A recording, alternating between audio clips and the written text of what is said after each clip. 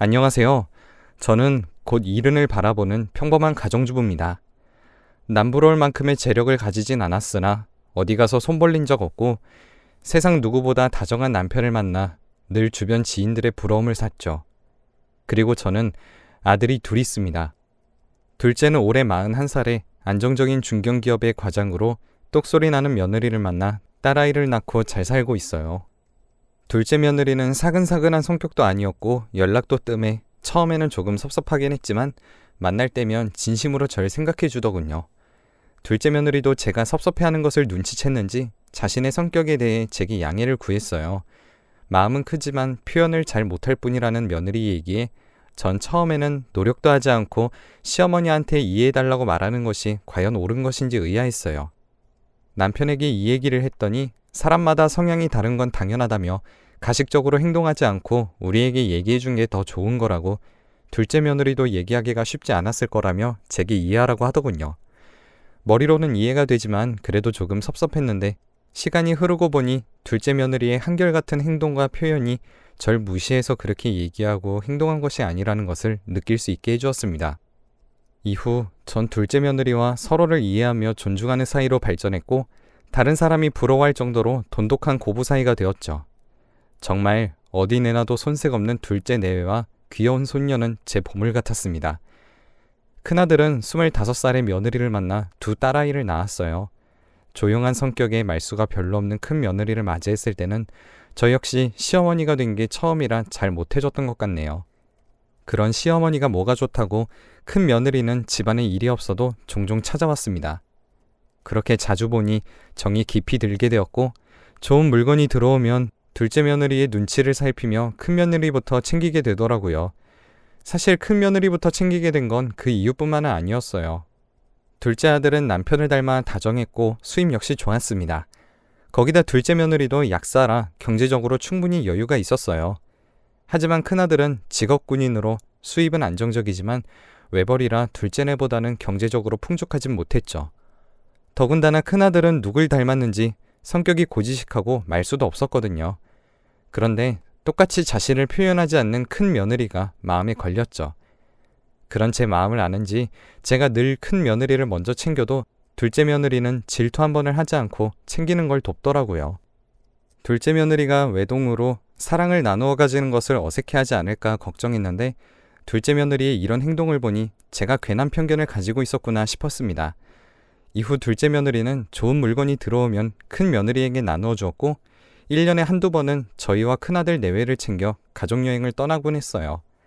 그런 둘째 며느리의 마음이 예뻐 말은 하지 않았지만 고마운 마음이 커 집에 놀러오면 주방에 들어오지 못하게 했죠. 그런 제 행동에 둘째 며느리는 어쩔 줄 몰라 했고 큰 며느리 역시 매번 둘째 며느리에게 나가서 쉬라며 주방에서 내보냈습니다. 돈독한 며느리들의 사이를 보며 마음이 훈훈했죠. 그런데 나중에 보니 둘째 며느리는 죄송하다며 큰 며느리에게 용돈을 쥐어주더라고요. 자주 있었던 일이었는지 큰 며느리는 당연하게 돈을 받아 챙겼습니다. 고마운 마음을 돈으로 표현하는 것도 그걸 당연하게 받는 큰 며느리의 행동도 둘 다 썩 좋아 보이진 않아서 둘째를 불러 앞으로 그러지 말라고 잔소리를 했어요. 제가 싫은 소리를 해서인지 둘째 며느리는 바닥을 응시한 채 한동안 말이 없다가 제게 조심스럽게 얘기하더라고요. 어머니, 사실 제가 하도 죄송해서 몇 해 전에 곶감을 보냈는데 형님이 곶감 대신에 돈을 달라고 하시더라고요. 그래서 늘 명절에 현금을 뽑아서 돈을 드렸는데 형님이 물가는 올랐는데 왜 금액은 같은 것이냐면서 타박을 하셨어요. 사실 좀 당황스러웠는데 어머님이 자꾸 저 일을 못하게 하시고 형님은 은근히 돈을 요구하니 별 수 없이 챙겨왔었던 거예요. 라며 제게 하소연을 하였고 큰 며느리에게는 티를 내지 말라고 부탁을 하더군요. 저는 너무 당황스러워서 우선 알겠다며 둘째 며느리를 보냈고 남편에게도 말을 하지 못한 채 며칠을 고민했어요. 둘째 며느리 얘기를 들어보니 큰 며느리의 못된 심보가 마음에 들진 않았지만 한편으로는 큰아들이 얼마나 짜게 굴었으면 둘째 며느리에게 그렇게라도 돈을 받아 비상금으로 모았을까 싶어서 짠한 마음이 들기도 하더라고요. 하지만 동서지간에 돈을 주고받고 하는 것이 전 영 마음에 차지 않았고 마침 돌아오는 남편 생일에 틀어진 일을 바로잡겠다 다짐을 했죠. 전 큰 며느리더러 들으라는 식으로 이번 남편 생일은 집에서 할 테니 올해부터는 둘째 며느리도 일찍 와서 일을 도우라고 했어요. 큰 며느리는 당황하면서 둘째 며느리가 집안일도 서툴고 직장도 다니니 지금처럼 자신이 절 돕겠다고 하더라고요. 속이 뻔히 들여다보여서 한 소리일까 싶었지만 그렇게 되면 이른 게 들통날 수 있어 둘째 며느리도 이제 음식을 배울 때가 되었으니 더는 이 일로 왈가왈부하지 말라고 선을 그었습니다. 이내 큰 며느리는 알겠다고 자신의 의견을 물렀고 그렇게 남편의 생일이 다가왔어요. 이른 시간에 둘째 며느리는 고기며 생선을 바리바리 싸들고 와 음식 준비를 돕기 시작했죠. 그런데 약속 시각이 지나도 큰 며느리는 도착하지 않더라고요. 이상해서 전화를 걸어보니 군에서 비상이 떨어져서 이제 출발한다며 죄송하다며 빨리 오겠다고 얘기했습니다. 군대라는 것이 나랏밥 먹는 직업이라 자주는 아니지만 가끔 비상이 걸려 서둘러 갈 때가 있었기 때문에 전 그러려니 하고 그 일을 넘어갔습니다. 시간이 지나 큰애가 도착했을 때 전 기가 차서 할 말을 잃었어요. 둘째 내외가 이른 시간에 집에 온 터라 케이크를 사오지 못해서 오는 길에 생일 케이크를 사오라고 큰 며느리에게 얘기했습니다. 큰 며느리는 둘째 며느리가 안 챙겼냐며 의아해했고 전 둘째 며느리가 오전 일찍부터 도착해서 사올 시간이 없었다고 얘기했죠. 제 얘기에 알겠다던 큰 며느리는 빵집이 아닌 마트에서 파는 냉동으로 된 케이크를 봉지에 담아 들고 집으로 들어왔네요. 그 전부터 둘째 아들은 늦게 오는 큰아들을 좋지 않게 생각했는데 봉투에 담긴 케이크를 보자 싫은 소리를 하더라고요. 형은 돈 벌어서 어디 갔어? 아니, 아버지 생신이잖아. 고급스러운 선물을 바라시는 것도 아니고 비싼 물건을 바라시는 것도 아니잖아. 케이크 그거 하나 길에 널린 빵집에서 제대로 된 케이크 하나 사오는 게 그리 아까워서 마트에서 파는 냉동 케이크를 사오는 게 말이 돼?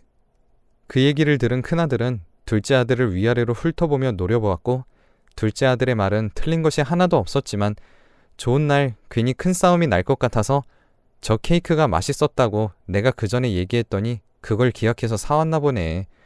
다들 맘 쓰지 말고 앉아라. 아버지 집에 돌아오실 때 되셨어. 라고 집안 분위기를 돌린 뒤 큰 며느리를 데리고 주방으로 들어왔습니다. 큰 며느리는 늦게 와서 미안하다며 사과를 했고 자신은 말렸는데 큰아들이 굳이 저 케이크를 고집했다며 미안한 표정을 지으며 제게 말을 걸더군요. 속은 상했지만 큰아들이 워낙 고지식하고 짠돌이인 것을 알기 때문에 섭섭한 마음을 접고 음식을 만들었어요. 그렇게 음식이 완성되었고 시간에 맞춰 남편이 돌아왔습니다. 케이크를 본 남편의 미간이 조금 찌푸려졌지만 이내 표정을 풀고 맛있게 먹더라고요. 큰아들은 눈치가 없는지 아버지 케이크 잘 드신다며 자신이 선택 잘했다며 의기양양했습니다. 그 모습을 보니 기가 차서 저놈이 제배 아파서 낳은 게 맞는지 의심스러웠지만 그냥 그러려니 하고 넘어갔어요. 그렇게 두 내외가 집을 떠난 후 남편에게 그동안 있었던 일을 사실대로 얘기했습니다. 남편은 제 얘기를 듣고 기가 찼는지 한참을 말없이 생각하다가 제게 처신을 잘했다고 칭찬을 하더라고요. 그리고 지금까지 큰아들 내외를 둘째 아들 내외보다 더 잘 챙겨준 것 때문에 이런 것 같다며 앞으로는 다르게 잘해주지 말고 두 아이들에게 어떤 것이든 똑같이 나눠주라고 했어요. 저 역시 남편의 생각과 같았고 앞으론 뭐든 공평하게 대하겠다고 약속을 했죠. 큰 며느리의 행동 중 가장 마음에 들었던 것이 있었는데 일주일에 2-3번 이상 연락하여 저희가 아픈 곳은 없는지 기분은 어떤지 살뜰하게 안부를 물어봐 주는 것이었어요. 전화라는 것이 쉬운 일이지만 어찌 보면 신경을 많이 써야만 가능한 것이라고 생각해서 이틀을 마다하고 꾸준히 연락하는 며느라기의 마음만은 예쁘게 보기로 했죠. 큰아들 내외는 사실 저희에게 지금까지 용돈이나 선물 같은 것을 단 한 번도 해준 적은 없지만 큰 며느리의 마음 씀씀이가 예뻐 서운하다는 느낌이 든 적이 없습니다. 케이크 사건 이후 큰 며느리는 수시로 전화를 걸어 여전히 살뜰하게 저희를 챙겼고 그런 정성에 마음이 조금 풀리더라고요. 날이 풀리고 친척에게 제철 수산물을 택배로 올려줬어요. 새벽에 잡은 거라며 조개와 쭈꾸미, 낙지를 보내주었고 저는 남편과 약속한 대로 큰 며느리와 둘째 며느리를 불렀죠. 남편과 먹을 분량을 조금 덜어낸 뒤 누구 하나 서운치 않게 똑같이 나눠 담고 두 며느리가 오기를 기다렸는데 제 전화를 받은 큰 며느리가 불이 나게 먼저 왔더라고요. 큰 며느리는 제게 항상 챙겨주셔서 감사하다며 양손으로 봉투 2개를 잡더군요. 저는 하나는 둘째네 줄 거라고 얘기했더니 큰 며느리의 표정이 급격히 안 좋아졌습니다. 어머니, 동선에는 챙겨주지 않아도 잘 살아서 알아서 사다 먹잖아요. 지금까지 저희만 챙겨주시더니 혹시 저번에 케이크 때문에 섭섭해서 그러세요? 라고 말하는 거예요. 그 말에 전 당황해서 섭섭해서가 아니라 지금까지 너무 둘째 아이를 챙기지 않아 미안해서 이러는 거고 앞으로는 똑같이 챙겨줄 거라고 얘기했습니다. 큰애는 알겠다면서 냉랭하게 자리를 떴고 저는 당황해서 한동안 멍하니 텔레비전만 바라보았어요. 7시가 좀 넘어 약국문을 닫고 온 둘째는 저번에 보니 비타민이 떨어지셨던데 왜 말씀을 안 하셨냐며 식탁에 올려놓으면서 제게 챙겨줘서 고맙다고 하더라고요. 제게 연신 고맙다며 신이 난 발걸음으로 집을 나서는 며느라기를 보니까 그동안 아이들을 편애한 것 같아 미안했어요. 같은 것을 챙겨주었는데 너무나도 다른 며느리들의 반응을 보니 그동안 제가 정말 잘못했다는 생각이 들어 얼굴이 빨개지더군요. 또한 그동안 제가 챙겨온 것을 너무나 당연시하고 나누는 것을 달갑게 생각하지 않는 큰 며느리의 태도가 마음에 들지 않아 한마디 하려고 전화를 걸었더니 받질 않더라고요. 여러 차례 전화를 해보았지만 받지 않는 큰 며느리가 괘씸한 마음에 언제 전화를 걸어올지 두고 보자며 저 역시 더는 연락하지 않았습니다. 하루가 지나고 점심이 다 되어서야 큰애의 전화가 왔어요. 큰 며느리는 어제 주신 수산물이 너무 맛있었다며 큰아들과 오랜만에 술잔을 기울이다가 과음을 해서 이제야 확인했다며 핑계를 대더군요. 큰아들은 술을 좋아하지만 다음날 출근을 해야 하는 날이면 절대 취하지 않을 정도로만 마시는 걸 제가 누구보다 잘 알고 있었는데 큰 며느리는 제게 아들과 술을 너무 많이 마셨다며 말도 안 되는 핑계를 눈 하나 깜빡거리지 않고 대고 있었죠. 전 기가 차서 잘 들어갔는지 물어보려 연락했다고 속 아플 텐데 어서 해장하라며 전화를 끊었습니다. 이후 하루가 멀다 하고 전화를 하던 큰 며느리는 언제 그랬냐는 듯이 연락이 뜸해지더니 이내 한 달에 한두 번 정도 연락을 하더라고요. 둘째 며느리는 제가 찾지 않는 이상 연락하진 않았지만 만났을 때 행동이나 마음 씀씀이가 늘 진실하였는데 큰 며느리의 바뀐 행동을 보니 지금까지 저희에게 무언가를 바라고 연락하고 신경 쓰는 척했구나 싶어 몹시 괘씸했습니다. 괘씸한 마음에 병이 난 것인지 평소에 건강엔 자신이 있었는데 어느 순간부터 이유 없이 오한이 들면서 기력이 없고 모든 것이 귀찮아졌어요. 남편은 절 보면서 병원을 다녀오자며 다그쳤고 그 성화에 못 이겨 병원을 가보았지만 별다른 이상은 없었습니다. 딱히 아픈 곳이 없는데도 시름시름 앓으니 무슨 일이냐고 제게 재차 물었고 제 얘기를 들은 남편은 한참을 말없이 앉아있더라고요. 그러더니 진작 자신에게 얘기하지 그랬냐면서 절 다독여 주었고 돌아오는 명절에 아이들을 불러 재산 문제에 관해 선을 그어야겠다고 얘기하더군요. 그렇게 시간이 한참 지나 명절이 다가왔고 늘 일찍 오던 큰 아들네는 점심시간이 다 되어서야 도착을 했습니다. 전 별다른 말 없이 며느리들과 음식을 만들었고 다음날 평소와 다르지 않은 명절상을 올린 후 아이들에게 할 말이 있다며 자리에 앉아보라 얘기했어요. 남편은 아이들을 모아둔 자리에서 저희가 이제 나이가 있으니 시간이 더 지나기 전에 재산을 정리해두겠다며 자기 생각은 변함없으니 자신의 말에 토를 달지 말라고 못을 박더군요. 재산 정리 얘기가 나오니 그동안 시큰둥한 모습을 일관하던 큰 며느리는 반색하며 아이고 우리 부모님 이렇게 정정하신데 재산 정리를 얘기하셔요? 그냥 그런 거 생각 마시고 건강만 하셔요 하며 말리는 척을 하더라고요. 하지만 전 순간 큰 며느리의 얼굴에 스쳐 지나간 미소를 보고 말았네요. 남편은 자식들에게 손을 내밀거나 그러진 않을 거라며 저희가 사는 주택은 저희가 다 쓰고 갈 테니 집은 탐내지 말라고 얘기했고 그 얘기에는 두 아들 내외도 동의하더라고요. 남편은 예전 시아버지에게 물려받은 선산 3개와 꽤 넓은 과수원을 가지고 있었는데 그 땅이 노른자 땅이라는 얘기를 듣곤 했어요.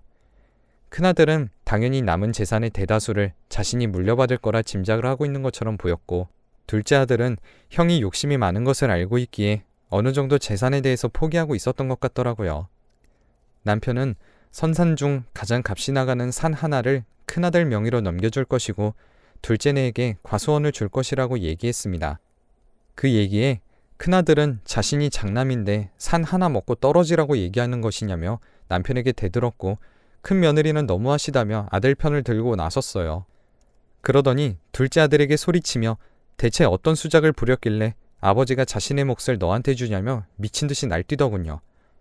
그 모습을 본 둘째 아들은 화가 나 큰아들에게 화를 냈고 전 그런 아들들을 보니 자식을 잘못 키운 것 같아 한탄스러웠어요. 둘째 아들을 뜯어말리던 둘째 며느리는 제 모습을 보더니 말리는 것을 그만두고 황급하게 절 안방으로 데리고 들어왔습니다. 그리고는 명절인데 좋지 않은 모습을 보여드려 죄송하다며 사과를 하더라고요. 전 간신히 마음을 추스렸는데 갑자기 방문을 열고 큰 며느리가 들어오더라고요. 큰 며느리는 제 앞에 앉더니 과수원은 넘겨주겠다면서 나머지 선산 2개는 자신들이 가지겠다고 통보를 하더라고요. 저는 기가 막혀서 선산 2개는 팔아서 그 돈은 형편이 좋지 않은 사람들을 위해 사용하길 바라는 마음으로 기부하기로 했다고 더는 탐내지 말라고 얘기했어요. 그랬더니 큰 며느리는 표정을 싹 바꾸며 제게 쏘아붙이더라고요. 어머니, 지금껏 저한테 해주신 게 뭐 있다고 재산도 안 주신대요? 처음 결혼했을 때 저한테 말도 못되게 하시고 밀어내시다가 둘째네 들어오니까 이미지 관리하신다고 그제서야 저 챙기는 척을 하셨잖아요. 그리고 제가 어머니 도와서 음식 도와주는 게 미안해서 동서가 돈 몇 푼 제게 찔러주는 것도 아까워하신 거 모를 줄 알았어요? 그래서 동서 보고 돈 주지 말라고 하신 거 제가 모를 줄 알았냐고요. 동서가 어머님이랑 편먹고 입 닫는다고 제가 모를 줄 알았나 본데 그렇게 제가 야속하시면 이렇게 뒤통수 치시지 말고 말로 하세요. 그 얘기를 들으니 머리가 핑 돌았고 둘째 며느리도 큰 며느리의 말에 넋이 나갔는지 큰 며느리를 빤히 보면서 말씀이 지나치다고 중재를 시도하더라고요. 그 말에 큰 며느리는 더 화가 났는지 말을 이어나갔습니다. 동서는 욕심 없는 척 하는데 이제 가식 좀 그만 떨어. 동서처럼 배운 사람이 받아먹을 것 없는 시댁에 못하러 마음을 쓰겠어? 아, 과수원이 탐나서 그동안 어머니한테 작업을 걸었던 거야 혹시? 라며 비꼬았고 둘째도 더는 참기 힘들었는지 자리를 박차고 일어났죠. 그러더니 저에게 잠시 나가서 커피 한 잔 사 먹고 오자며 절 이끌었고 저도 벗어나고 싶었던 터라 둘째와 함께 근처 공원으로 향했어요. 저와 둘째 며느리는 한동안 아무 말 없이 앉아있다가 마음을 진정시키고 난 이후 다시 집으로 돌아갔고 큰아들 내외는 아직도 선산을 다 내놓으려며 거실에 드러누워 있더라고요. 화가 머리끝까지 난 남편은 큰아들에게 더 말하지 말라며 큰아들에게 물려줄 돈은 한 푼도 없다고 선언을 했어요. 이에 큰아들 내외는 부모 자식 인연을 끊겠다며 소리를 질렀고 남편은 경찰을 부르기 전에 집에서 나가라며 다그쳤죠. 큰아들 내외는 씩씩거리며 집을 나갔고 한 달이 다 돼서야 자신이 잘못했다며 전화를 걸어왔지만 남편은 자신은 아들이 하나라며 잘못 전화했다고 끊어버리더라고요. 이후 큰 며느리는 제게 수시로 전화를 했지만 전 받지 않았고 나중에 법적 문제로 번질 것 같아 모든 재산을 둘째에게 넘겨주었답니다. 모든 재산을 넘긴 것을 알게 된 큰아들 내외는 더는 자신의 부모가 아니라면서 저희와 연을 끊어버렸고 그렇게 벌써 3년이 지났네요. 재산을 다 넘겨주었을 때 주변에서 걱정이 많았는데 저희가 둘째 복은 있는지 둘째 내외는 더 자주 찾아왔고 예전보다 살뜰히 저희를 살펴주면서 자신이 들고 있지만 모든 재산이 부모님이 일구신 것이기 때문에 함부로 쓸 수 없다고 하며 재산에 관하여 얘기할 것이 있으면 늘 저희와 상의를 해주고 존중해줘서 고맙더라고요. 돌이켜보면 자식 하나를 잃은 것 같아 마음은 쓰리지만 재산만 바라보고 자신만 아는 욕심 많은 자식이기에 더는 생각하지 말자 마음을 다스리곤 해요. 오늘은 늘 저희를 생각해주고 챙겨주는 아이들과 근사한 곳에서 외식이라도 해야겠네요. 제 사연은 여기까지입니다.